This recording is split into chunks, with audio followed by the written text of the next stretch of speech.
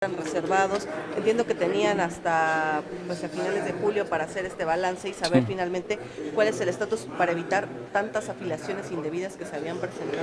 En términos generales se han presentado, algunos han pedido una prórroga, está justamente la Comisión de Prerrogativas analizando si esta prórroga es procedente o no, pero estamos en curso. Recuerden que la fecha fatal, que el acuerdo 33 que estableció el Instituto Nacional Electoral termina en el mes de enero, esto es, a partir de ese momento y luego la revisión que hará el INE de los mismos padrones para depurarlos en definitiva, pues se acabó este periodo, digamos así, de venia, mediante el cual los partidos podían verse, no digo eximidos, sino que dado que están depurando sus padrones, sí no serían sancionados en caso de que tengan alguna afiliación indebida, pero a partir del próximo año los padrones de los partidos, además de que son públicos por mandato de ley, estarán plenamente depurados y los partidos tendrán la responsabilidad de contar con el respaldo documental de cada afiliación que tengan. ¿Qué partidos son los que solicitaron esto? Son varios y más adelante, si me permite, no tengo el informe detallado, no quisiera fallar, le pido a la Dirección de Prerrogativas que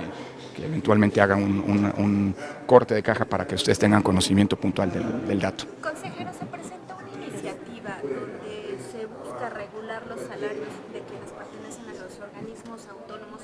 ¿No se está yendo más allá al querer de alguna manera someterlos con el tema del salario? Miren, es una decisión que se va a tomar en el Congreso y en la Suprema Corte de Justicia.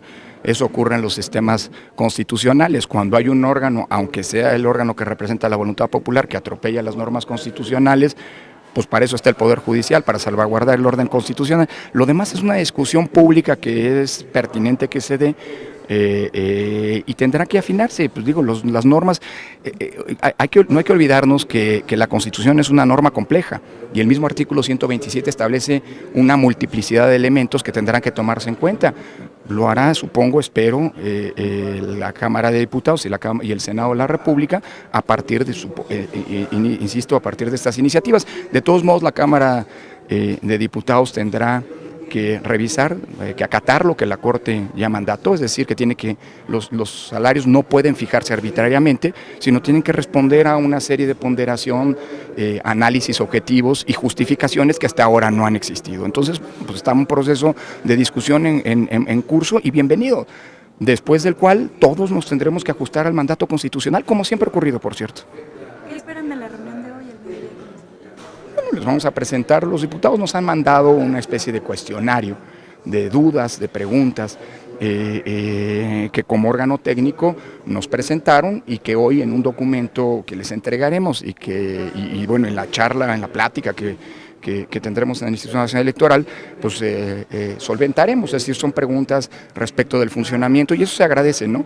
Los legisladores, cuando tienen que tocar temas que son de una gran profundidad técnica, pues es bueno que se preocupen por las implicaciones que pueden tener algún cambio en la ley y sobre todo es bueno que conozcan lo que ha ocurrido.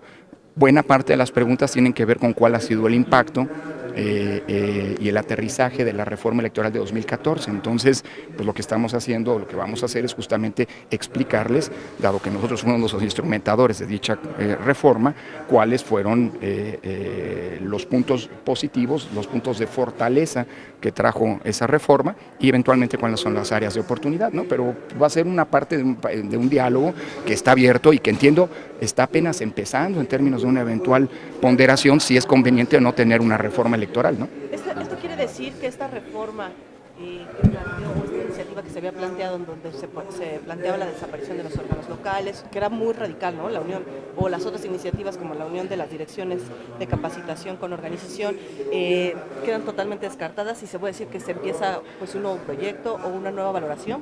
No lo sé, Carolina, esto tendría que responderlo los propios legisladores, son ellos los que tienen el proceso legislativo.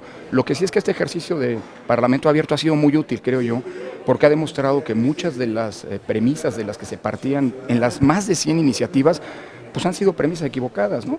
Los mismos miembros de los organismos públicos electorales demostraron cómo los montos de dinero público que se decía costaban ellos, digamos a nivel nacional, pues eran equivocadas.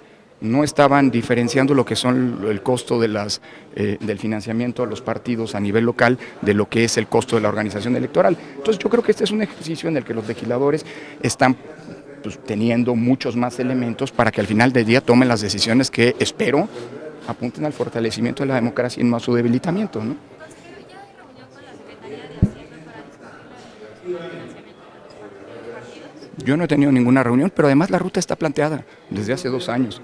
El día en que recibamos un oficio en los términos en los que el Instituto Nacional Electoral lo ha planteado, pues lo aplicaremos puntualmente. Lo demás es un asunto que no le corresponde al INE. Al INE le corresponde aplicar lo que dice la Constitución. Y la Constitución, guste o no, dice lo que dice.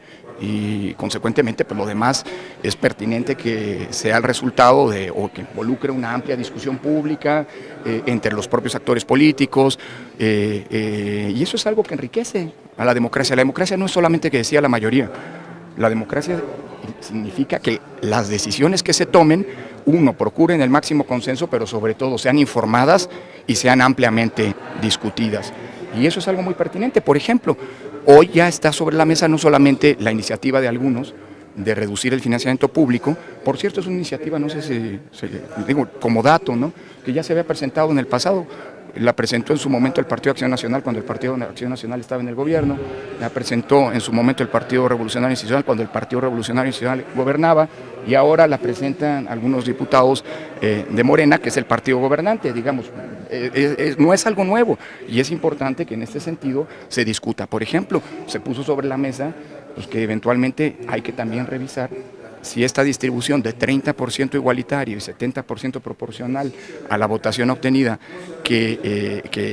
con el que se distribuye la bolsa de dinero público entre los partidos políticos, pues también merecería la pena discutirla. En democracia siempre es pertinente discutir.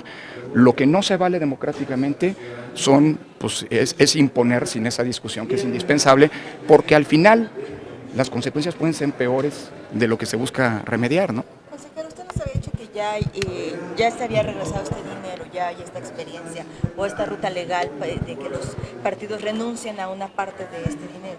¿Hasta cuándo es el plazo que tendrían los Ninguno. partidos? No hay plazo.